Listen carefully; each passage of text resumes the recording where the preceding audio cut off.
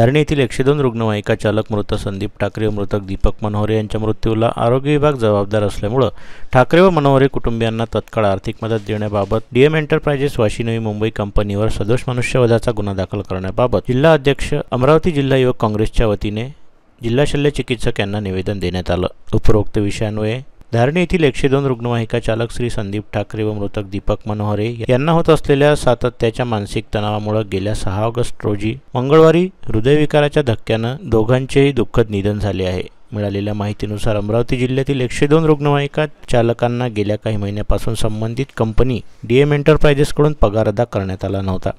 या संबंधित पत्र लोकसेवा वाहन चालक संघटना यांच्या वतीने गेल्या 8 जुलै रोजी देण्यात आलं होतं, ज्यावर कुठलीच कारवाई न झाल्याने ही वेळ आली। डीएम एंटरप्राइजेसकडून अदा केली गेली नव्हती। डीएम एंटरप्राइजेसकडून त्यांना वेतन अदा न गेल्यामुळे बरेच रुग्णवाहिका चालक आर्थिक संकटात येऊन बसले होते। अशाच प्रकारे धारणी येथील मृतक संदीप ठाकरे व मृतक संदीप मनोहरे गेल्या काही महिन्यापासून आर्थिक अडचणीत येऊन बसले होते। परिणामी गेल्या 6 ऑगस्ट रोजी त्यांना हृदयविकाराचा झटका आल्याने त्यांचा मृत्यू झाला। त्यामुळे सदर कंपनीवर सदोष मनुष्यवधाचा गुन्हा दाखल करावा अशी मागणी अमरावती जिल्हा युवक काँग्रेसच्या वतीने करण्यात आली आहे।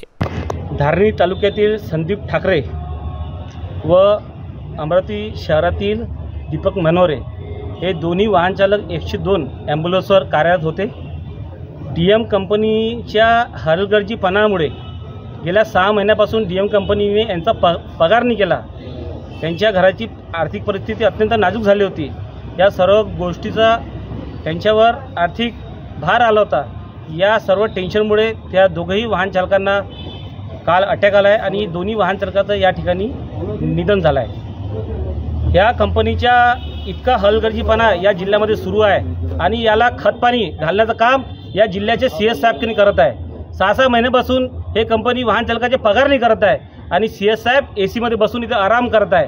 मी यांना 8 दिवसाचा युवक काँग्रेसच्या वतीने अल्टिमेटम दिला आहे। 8 दिवसामध्ये ह्या दोन्ही परिवाराला यांनी मदत नाही केली तर युवक काँग्रेस काय आहे हे आम्ही या ठिकाणी CS साहेबाला दाखवून देऊ।